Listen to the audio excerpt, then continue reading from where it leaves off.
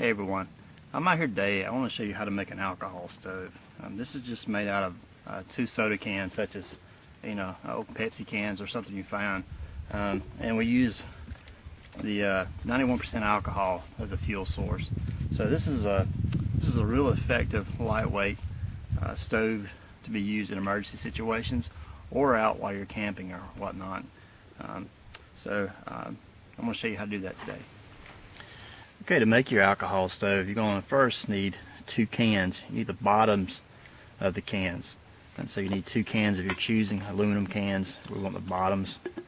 We're using this piece here out of them. You also need some way of cutting the cans. You can use a utility knife. You can use kitchen shears. You can use an X-Acto knife. You need a Sharpie of some type of marker to mark your lines on your cans if you need to. Depending on whether or not it's you have power or not, it could be a grid down scenario. You're trying to make these, so you may not have power. So then you're going to do it with making your burners with small brads. You can take a hammer and punch these holes in for your burners, and use a nail to open up the bottom with. And I'll show you how to do that. If you have power, the easiest way to do it is to open it up with a 1 3/4 inch hole saw with a drill and one of your small drill bits for your burner holes. Other things you'll need too is a pair of needle nose pliers. A tape measure comes in handy, and possibly a 3/4 inch thick plank, and I'll show you how to use this to help measure. So we'll get started with that. The first way I'm going to show you is if you don't have power and you need to make one of these in a grid down scenario. All you need is a small brad, and your holes are going to be about 1/4 inch apart coming around. And I didn't mention the hammer a while ago, but of course you're going to need a hammer too. Hold your brad, pop your hole, and that's what you have. And I just usually normally eyeball mine. I keep them about 1/4 inch apart.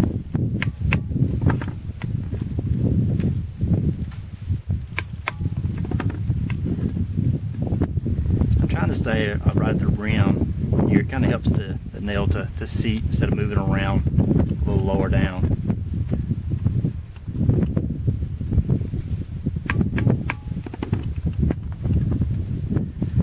I prefer to drill mine just because it leaves a cleaner hole. It seems like it burns better to me than having it punctured through this way.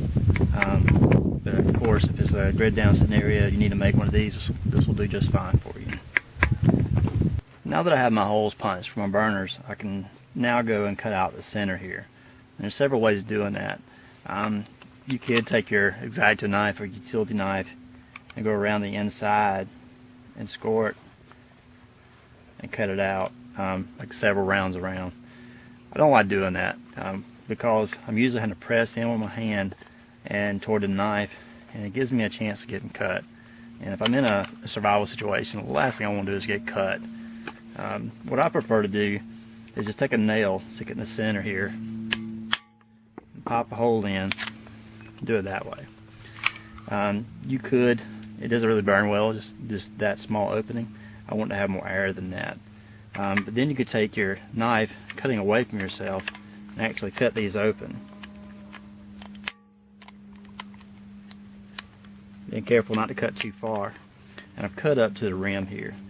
Again, cutting away from myself with my knife here.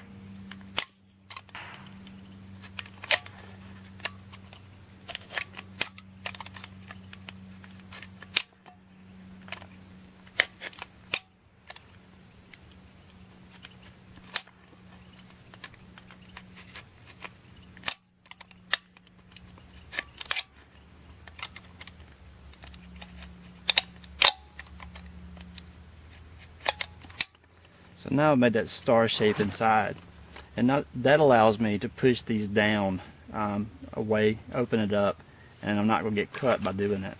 So now I can take my knife, push them down and away.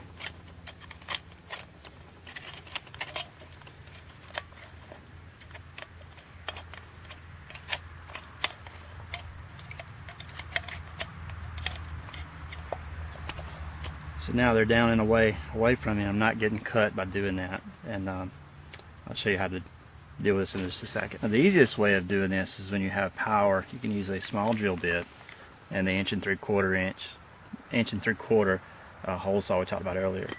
I like to go ahead and drill my burner holes first before I cut the can. So I'm going to go ahead and I'm just going to eyeball these again about 1/4 inch apart spacing, and I'm going to try to put them right along this rim here. It helps my bit keep from walking up and down the can.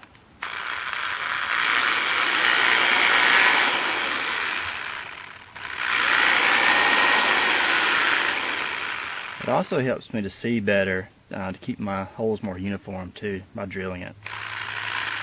And I'm just using my thumb to press against the drill bit to keep it in place. Now I've got my burner holes drilled and ready to drill out the top.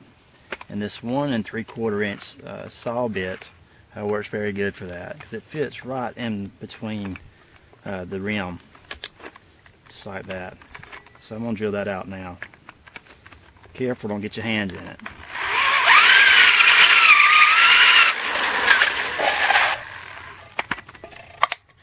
It's just that easy. That's it. Now I'm ready to cut my bottoms of my cans off. I like to have mine from the bottom to the cut point at about 1 1/4, 1 1/8, thereabouts. And using a 3/4 inch plank or board along with a Sharpie laid on top, you get that 1 1/8 you're looking for. So I can take this as my measuring guide and just turn my can against it.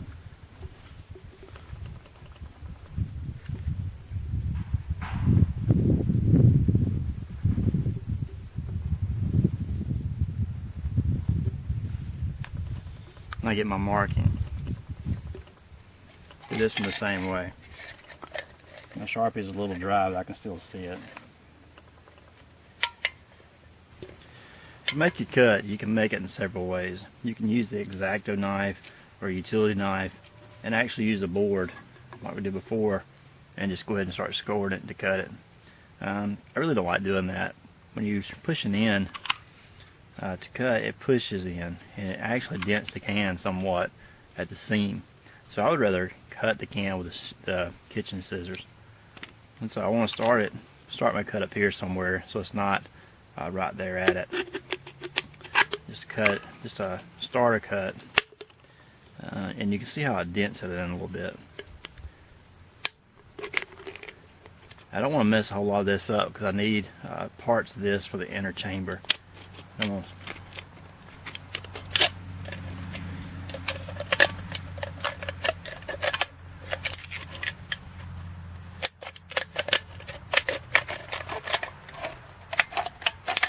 just roughing this out, and I'll come back and trim it up a little neater. So here's my line, and I'm just going to trim it up nice and neat.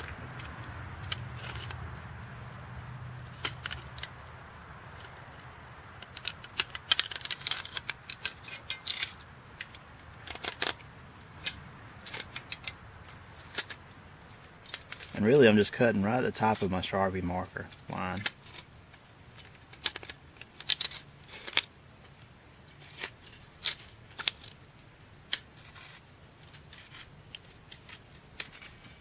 And so that's 1/2.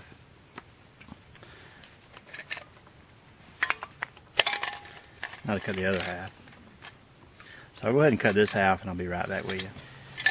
Before I try to put them together, I want to use a can, just another can, as a die to help me stretch this one. This is my top piece, and my bottom piece will actually fit inside of it.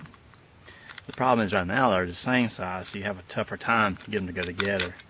So what I want to do, my outside piece or my top piece, just use another can and use it as a die to kind of push this one down. I don't want to push it a whole lot, just a little bit, because you can wind up splitting it out.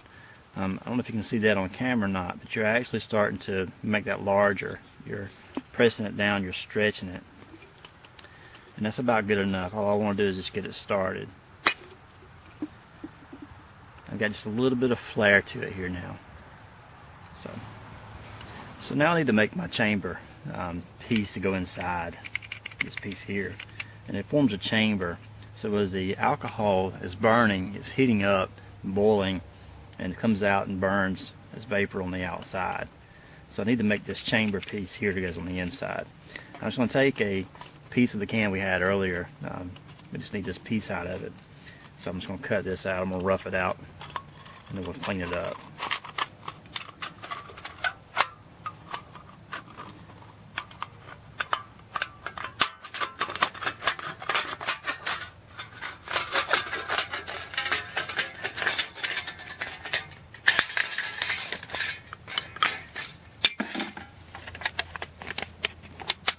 Now I just want to clean it up a little bit.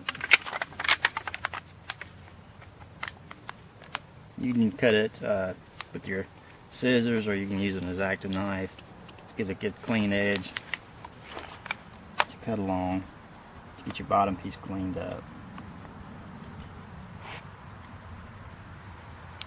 Now our liner needs to be about 1/4 of an inch taller than these pieces. These pieces here measure from here to here about 1 1/8 inches, and so we need that to be about 1/4 of an inch longer because we're going from here to here with our liner piece. So we want to be 1 3/8 with our liner piece.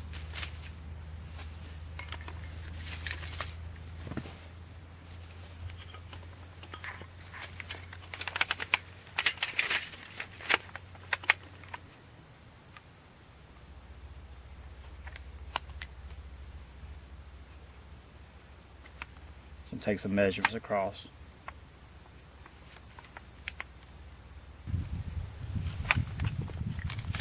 Use my board again. Line them up. I'll take my X-Acto knife and score it. This is a piece you need.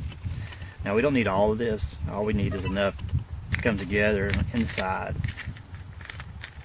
This is going to fit all the way down in the very bottom, this piece here.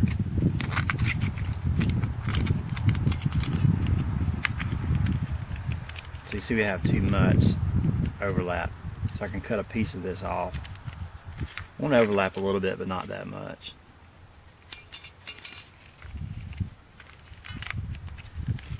Something like that. Now I can roll this a little tighter to make it kind of hold its pattern, hold its shape a little better. Again, be careful not to cut yourself.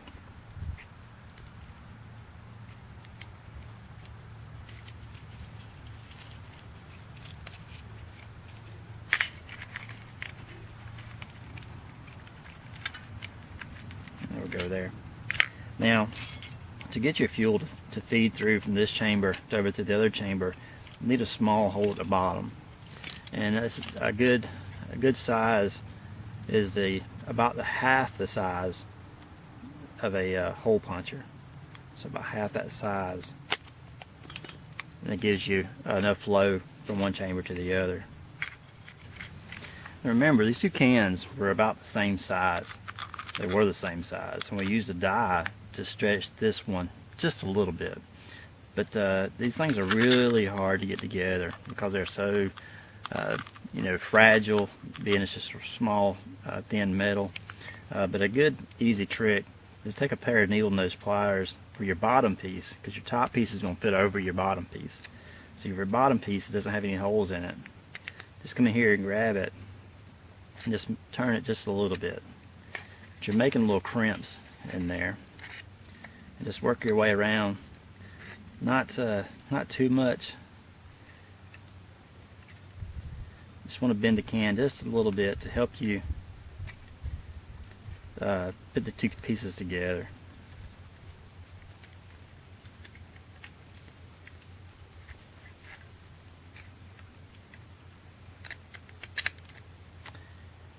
If you don't do this, you run a risk of when you put the two pieces together, it'll make the bottom piece dent all on one side, and you can suck air through the bottom, and it'll mess your flow up for your vapor. So that's what we've done. We've put little crimps around. We kind of shrunk this a little bit so it'll actually fit together a little better. It's still going to be kind of tough to get together. So anyway, so now let's take our liner piece, we'll put it in place. And as we put the two pieces together, it'll move into place. We may have to tweak it a little bit. So we have our liner in. Remember the hole we punched in goes down. Take our top piece, put it over. And you really just have to work with it. You can finally get it to start to go together.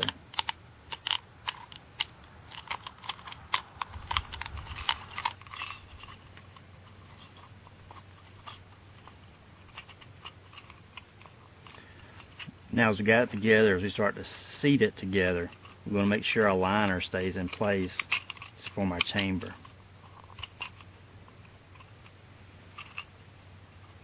Just easing it down. Make sure that stays where we want it at.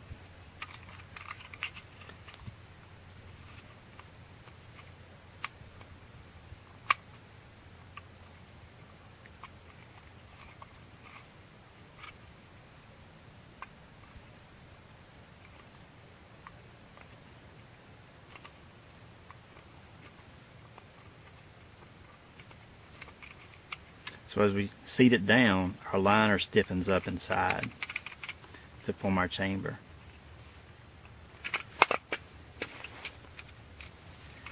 So I think we're ready to light her up, see what she does. I brought it to my shop so you can see it's a little darker in here, so you can see the flame. It's going to burn kind of blue so you'll be able to see it outside. And for my fuel source, I use 91% isopropyl alcohol. Now, you can't really use the 70%, it doesn't burn well enough, so you need 91% alcohol. You can also use HEET, H-E-E-T, which is a fuel additive that you can add to your gasoline in your car and acts as an antifreeze, and it burns real similar to alcohol. But I usually keep 91% alcohol in my pack as a fuel source, fire starter, first aid, all the uses it has for it. When I fill this up, I just want to fill it up to the bottom concavity is covered, and that's enough fuel.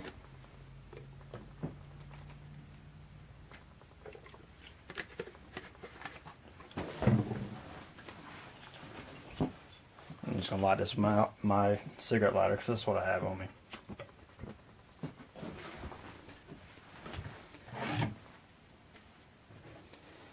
It takes just a minute for it to prime. Also, I went ahead and drilled another row of holes for my burners. It just wasn't burning like I would like for it to with just the one set of holes. So I put another set, and you already see it starting to breathe out of the chamber over here, out of the burner holes. So this alcohol will heat up and fume into the chamber, and it'll start burning coming through the burners. You'll see it start to breathe. It's breathing now. It's puffing.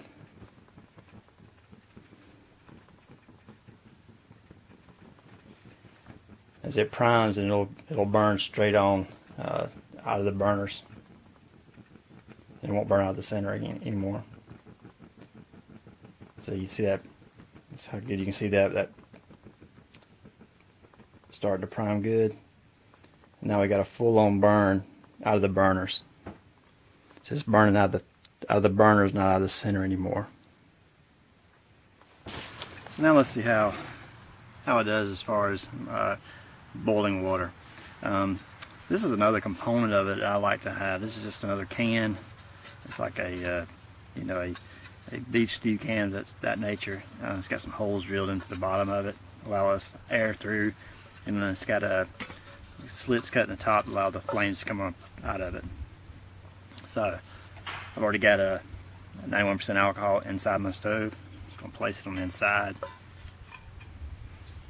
Take my cigarette lighter. I need a match, but I got a cigarette lighter.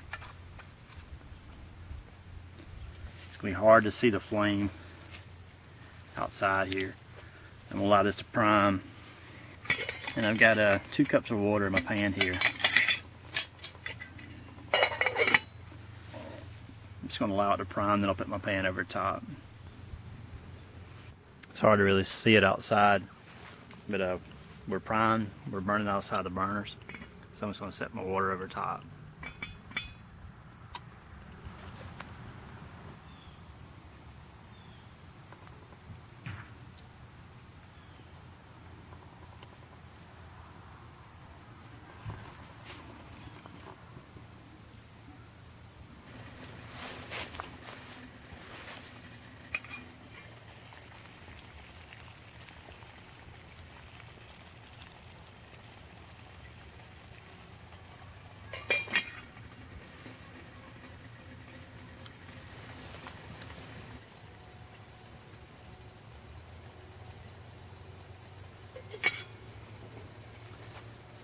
So that's how you make an alcohol stove. Boil the water about 6 or 7 minutes so it'll roll and boil the way it is now. So